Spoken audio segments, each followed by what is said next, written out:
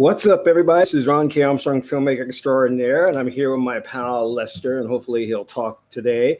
But Lester and I were on the discussion boards yesterday and talking with other diehard Star Wars fans. And one of the Star Wars fans had a theory, and I'm not going to say his name, I don't want to get into the details of that, about why Star Wars is failing. Now, as you know, Star Wars is on life support due to The Last Jedi and Solo, which were both horrible movies. But anyway, aside from that, what you have injected into Star Wars is the SJW agenda, which is claimed to be about diversity, but it's not really about diversity, because if it was about diversity, then you would have more actors of color and not specifically pushing white females to the forefront who don't deserve to be pushed for the forefront, because we know that, you know, Rey is a Mary Sue, and we haven't seen her go through any type of training. Anyway, we've already discussed that, but the point I want to make is the theory came about that Disney and the way they used to handling their properties, like, you know, Lion King, what's that, Frozen, and Cinderella, all those properties, is that Disney likes to introduce their brand to the new group of kids coming of age, and they do this periodically so that they can sell the movies, theme park tickets, and the toys. So what they do is they've taken that paradigm, that business model, and now they have basically pushed that over to Star Wars. So they're trying to do the same thing. So what's happening? Star Wars fans are outraged, the diehard Star Wars fans. And I'm not talking about the SJW fans who like the idea of what's going on, because they're not the traditional fans that have grown up with A New Hope and The Empire Strikes Back and things like that. So I don't think Disney understands that you can't use that same business model with the new Star Wars trilogy, because you see, Star Wars fans, although they're older now, which is why Disney is not so much caring about them and killing off Han Solo and Luke Skywalker, spoiler alert. So Disney doesn't care about those characters, because Disney wants to reintroduce the brand to a new crop, basically Disney kids growing of age, enough that they can get their parents to take them to see the movies. So what Disney doesn't understand is that Star Wars fans are diehard fans, and they grow old with the brand. So they're not for example, for me, I went when I was a kid to see The Empire Strikes Back. I had my parents take me and all that.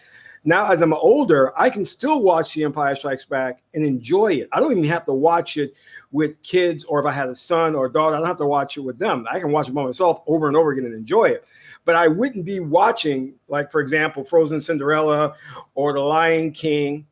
I wouldn't be watching those things by myself over and over again, because I'm too old for that stuff. It doesn't interest me anymore. I'm not a kid. And I think that's the thinking that Disney has carried over to Star Wars, which is why you'll see that when the traditional diehard Star Wars fans complain about what they're doing with the characters, especially Luke Skywalker, and not treating him with consistently and developing his character as a master Jedi, their reaction under the leadership of Kathleen Kennedy is to launch attacks against this diehard Star Wars fans by calling them racist, calling them sexist, and all kinds of things, instead of embracing the fans, listening to them and saying, okay, listen, The Last Jedi was horrible. We made a mistake. We're going to move on, and episode 9 is going to be a lot better. So instead of saying that, which they could have done, they've launched this attack on social media against the diehard Star Wars fans, because in Disney's mind, they're older people and they don't care about them, because all they care about is the younger generation. But what Disney's not looking at is the fact that the Star Wars toys aren't selling, and that the Star Wars brand has diehard fans that get old with the brand. And it's not the same model as those who would go to see Dumbo or, you know, those types of films, because you're going to get older, and you're not going to be interested in those films anymore. So what you will do, though, however, is take your kids, pass the torch over to your kids. You will take them to see it. So I think Star Wars thinking, and I think this fan who had brought this up in the discussion was online discussion was, I think he may have something there. He may be on point. But the fact of the matter is, aside from that, aside from Kathleen Kennedy and spearheading this whole endeavor to attack Star Wars fans instead of embracing them, I think the fact still remains, and I've always held true to this, that The Last Jedi was just bad script writing. It was full of holes. It made no sense. It lacked consistency with the Star Wars universe, with the original trilogy, and that was the problem. If you came out with a story that had a kick-ass lightsaber fight, that had a well-developed character of Luke Skywalker, that treated the characters, and I'm including like Poe, I'm including Finn, I'm including Rey, as real characters, and not just these two-dimensional figures. Like, again, Finn is always, when you see Finn, he's a deserter. You laugh at him. How do you call this diversity? This is not diversity by having this actor assume a role that is nothing more than comic relief. This is the traditional Hollywood racism. But if you had real depth to these characters and you had a story that made sense without all these plot holes, then everything else, I think, in terms of bashing, I don't think the Star Wars fans would have protested. I think this film would have went over really well. And then coming into Solo, I think, that would have saved that film from the dismal box office that it did globally, because it's doing horribly on a global level. So, and even in China, and China's not that great on Star Wars, but it really bombed in China. So what you're seeing now is the backlash. Now, many speculate that episode 9 is dead on arrival. And I kind of agree with that, because there's no real point to seeing episode 9, because the way that the Force, The Last Jedi was set up, the characters, you really don't care about them. You don't like any one of the characters. I don't like Rey, I don't like Finn, I don't like Poe. Even Leia and Mary Poppins' feat that she performed, I don't like her. And you can't bring her back because she's, Carrie Fisher, wonderful woman, she passed away. So how do you continue on? They did nothing in terms of the story to progress the whole lore of Star Wars. They could have got really into Snoke. Who is this guy? Is he really Darth Plagueis? Who is he? They developed nothing about him, and he just died in the film. So they got a lot of problems with this, and they're not willing to address it.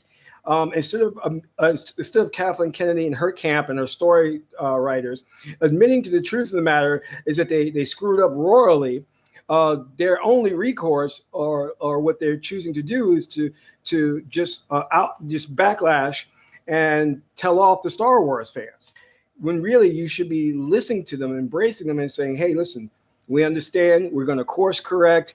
We're going to have different writers. We're going to bring in some more people who are knowledgeable on Star Wars, because no one they have, and including Kathleen Kennedy in terms of her story writers, understand Star Wars. And I think that's the heart of all of this, that they don't have an understanding of Star Wars. Case in point is, if you keep making these movies like Solo, Boba Fett, The Last Jedi, without kick-ass lightsaber fight, without kick-ass Jedi, a master Jedi, or a Sith Lord like Darth Maul or Darth Sidious, without that, you're not going to get fans to come. And I'm sorry, Solo, there's nothing about Han Solo that warrants us following multiple movies, because I know they plan to make Solo, I guess, into 3 films or whatnot.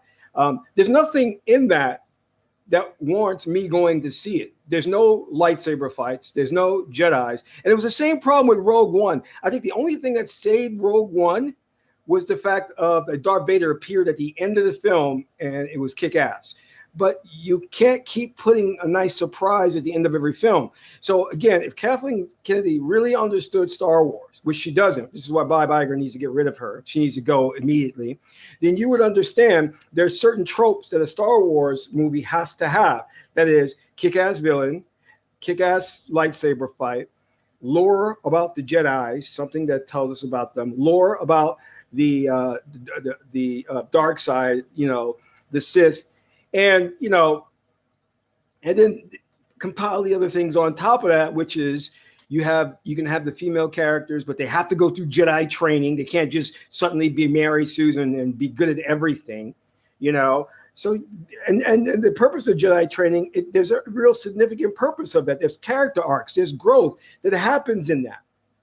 And to not have that, then you have a character that has no weakness. It's kind of like Superman. The problem with Superman is that his only weakness is kryptonite. That's the only thing that can really. So after a while, you kind of go, well, he's, it's nothing really interesting about that. Which is why I think a lot of people gravitate more toward Batman, because Batman is like the everyday man, but with billions of dollars. You know what I mean? So anyway, Lester, you have anything to say before I close out? I think he's not talking today. He's protesting because he's upset about Solo. But anyway, so I think that's the issue. I think that they need to get rid of Kathleen Kennedy and all of her story people. They need to bring someone in and revamp it and look at Star Wars as the fans who grew up with A New Hope, The Empire Strikes Back, and The Last Jedi. They're still coming to the movies. They're still buying tickets. Disney's business model about just reintroducing your brand to new kids and forgetting about the older generation is not going to work with Star Wars. So I want you to think about that, keep that in mind, and maybe they can fix this situation they're in, because Star Wars is on life support, and I don't know how. There's too much damage control they need to do, and there's too much patchwork they need to do for it in Episode 9. I don't see how that film is going to really be good. I mean, you'd have to be a serious Star Wars fan to go into that film and like it, because there's nothing there. There's no surprises, because if you look at The Empire Strikes Back, and I'm going off on a tangent, where we left off with The Empire Strikes Back is that Han Solo was in Carbonite. Lando Calrissian and Chewbacca had to go find him. Luke had to complete his Jedi training. So you left all these questions. It was great. Where do you leave off with The Last Jedi? Luke is dead. He's a Force ghost now. And Kylo Ren is still angry. He's still bitching over his daddy issues or whatever. And he's not a good villain. No one's scared of Kylo Ren. All right? I mean, Rey could clearly beat Kylo Ren without any training. So where are we going with this? For Episode 9, there's nowhere to go. I'm not interested. Then, what they probably would do is break Episode 9 into 2 parts. If they were smart, that's the only thing they could do, is break that into 2 parts, like they did in Avengers Infinity War, to patch this thing up, to fix the terrible mess they created, and bring in a new director. Hell, bring in James Cameron. He's good. He rocked that, Anyway, this is filmmaker Ron K. Armstrong. Hit the like button, subscribe to my channel, and pass this on to friends and family.